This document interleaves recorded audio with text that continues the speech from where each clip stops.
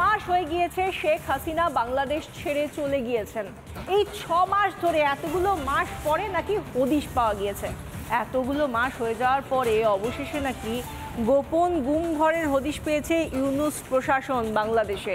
এই গোপন গুমঘরেই নাকি বিরোধীদের নিয়ে এসে শেখ হাসিনা অত্যাচার চালাতেন।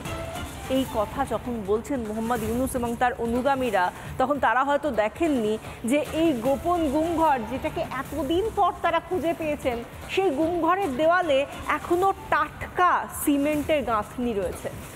ডিপ স্টেটের বানিয়ে দেওয়া স্ক্রিপ্ট আওড়াতে গিয়ে ফের একবার গোটা বিশ্বের কাছে হাসির খোরাক হলেন মোহাম্মদ ইউনূস।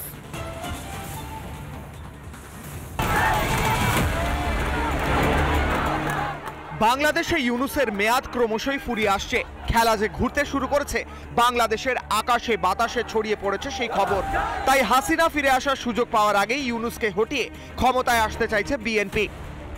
একইভাবে আওয়ামী লীগও সাহস জোগাড় করে ময়দানে নেমে পড়েছে। গোপালগঞ্জে এদিন বঙ্গবন্ধুর বাড়িতে তাণ্ডব ও ইউনূসের অপারেশন ডেভিল হান্টের প্রতিবাদে মশাল মিছিলের আয়োজন করে শেখ হাসিনার সমর্থকরা।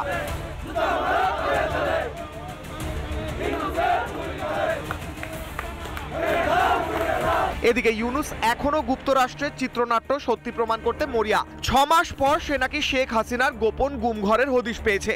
বাংলাদেশের সমাজ মাধ্যমে যেই আয়নাঘর নিয়ে গুজবের ঝড় উঠেছিল, এতদিন বাদে আচমকা সেই আয়নাঘরে দল বল নিয়ে ফটো সেশনে হাজির মোহাম্মদ ইউনূস। আর সেই গুমঘর দেখে রীতিমতো হাসির রোল উঠেছে বাংলাদেশি সমাজ মাধ্যমে।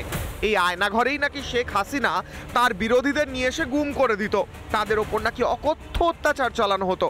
যদিও সেই ঘরের দেওয়ালের গাঁথনি দেখে মনে হচ্ছে যেন গতকালই তৈরি করা হয়েছে।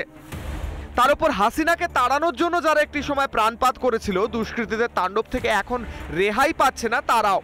এবার বৈষম্য বিরোধী ছাত্র আন্দোলনের অন্যতম সমর্থক, সমাজ মাধ্যমের পরিচিত মুখ নুরুজ্জামান কাফির বাড়ি পুড়িয়ে ছাই করে দিল একদল দুষ্কৃতী। নিজের বাড়িতে হামলার পর এখন ইউনূস সরকারকেই নিরাপত্তা দিতে ব্যর্থ হওয়ার জন্য দোষারোপ করছে সে।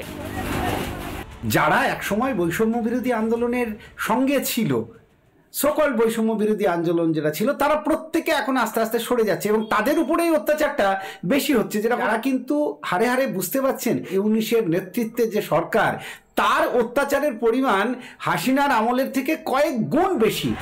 যে যেমন বীজ রোপণ করে সে সেরকমই ফসল পায়। মোহাম্মদ ইউনূস যুক্তরাষ্ট্রের মদতে আজ যা করছে, তার ফলও তাকে শীঘ্রই পেতে হবে।